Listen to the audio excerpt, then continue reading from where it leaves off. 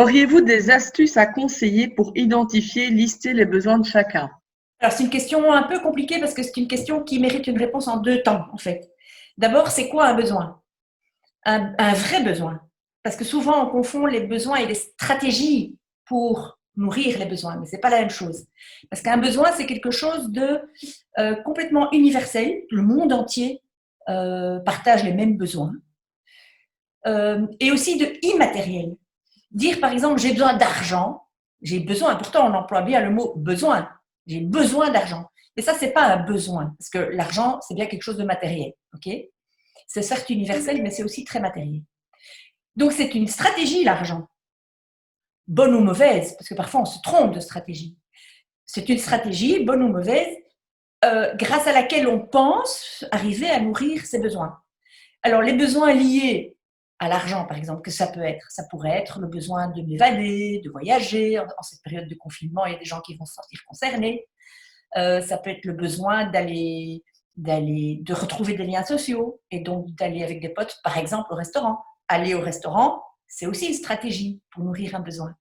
Ok, donc, les grands besoins, c'est quoi? C'est des grandes familles de besoins, c'est les besoins d'ordre spirituel.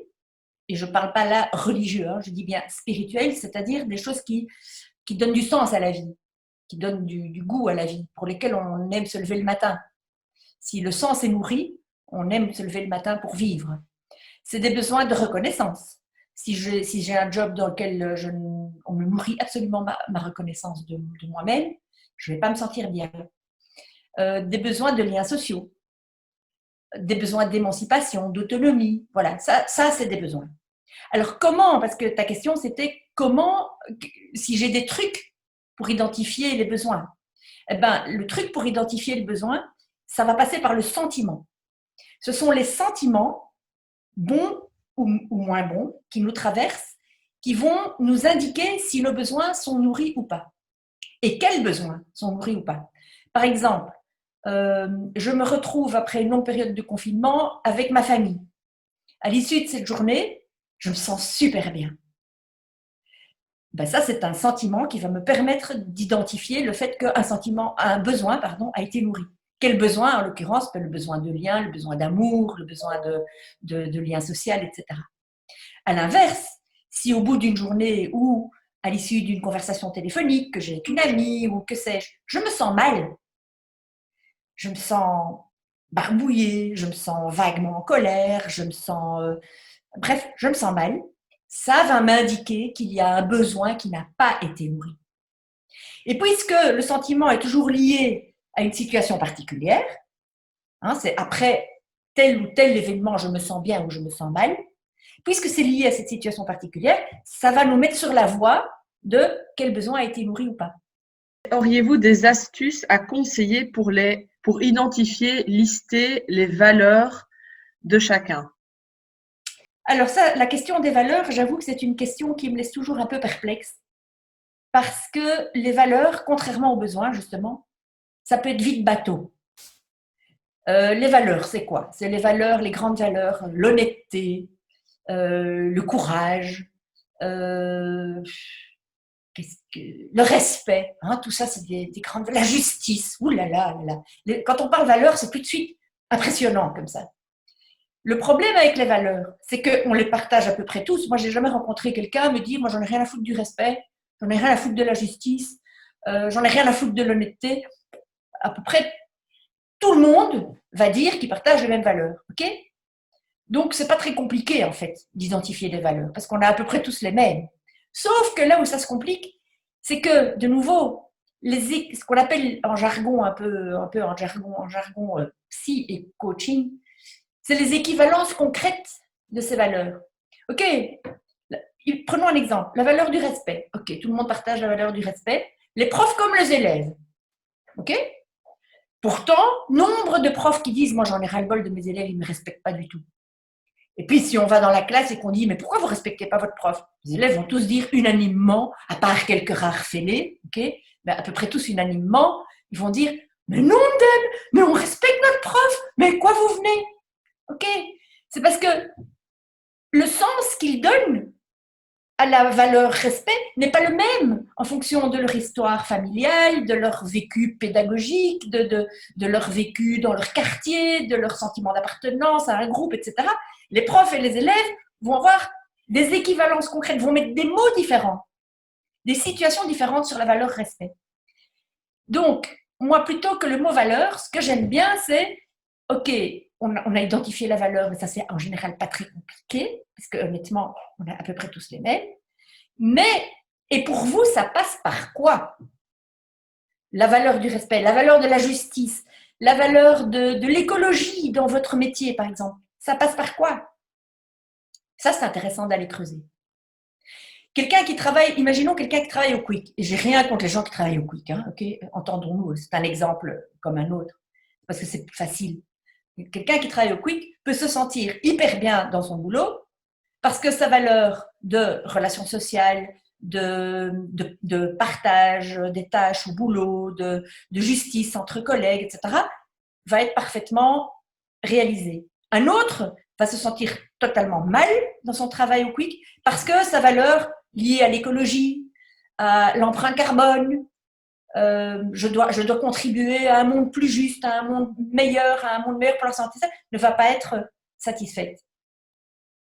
Or, les gens vont travailler dans le même milieu et le boulot va être le même. Mais l'un va trouver que ses valeurs sont respectées et l'autre pas. Donc, c'est intéressant de savoir, d'aller creuser en dessous des valeurs pour voir, mais pourquoi? Qu'est-ce qui me gêne concrètement dans ce boulot? Donc, il faut passer des valeurs un peu universelles et abstraites, qui sont des grosses montagnes comme ça, à, oui, mais concrètement, par quoi passe le respect de ces valeurs pour moi? Et ça ne sera pas la même chose que pour toi. Voilà. Qu'est-ce qu'un petit pas? Comment peut-on procéder? Un petit pas, c'est la petite étape indispensable pour réaliser un grand pas. Les grands pas, c'est trop grand. On n'y arrive pas, à moins d'avoir des échasses ou des trucs comme ça, mais c'est très inconfortable, on risque de se péter la gueule. Enfin, moi, en tout cas, les échasses, personnellement, c'est pas trop mon truc. Donc, le petit pas, c'est vraiment ce qui va permettre, au bout du compte, de réaliser un grand pas. Donc, c'est indispensable. Et c'est la seule manière de réaliser un grand pas sans se péter la gueule. C'est d'y aller par étapes. Alors, évidemment, ce qui serait dommage, c'est que le petit pas nous éloigne de notre objectif plutôt que de nous en rapprocher. Ça, c'est un peu dommage. Quoique, c'est même pas grave, parce que parfois, on peut faire des petits détours. Et voilà, on fait un petit détour, mais c'est pas grave. Donc, le petit pas, c'est quoi? C'est un petit pas qui, en principe, doit nous rapprocher de notre objectif, voilà, pour nous éviter de perdre du temps, mais qui surtout doit être de nouveau, hein, c'est mon maître mot à moi, concret. Un truc concret et accessible. Donc dire, moi, pour me sentir mieux, parfois j'ai des gens qui viennent chez moi en coaching, hein. Ok, je cherche à aller mieux. Oui, ça j'imagine que vous ne venez pas en coaching pour chercher à vous sentir plus mal, hein, c'est assez logique jusque-là. Mais ça passe par quoi pour vous aller mieux?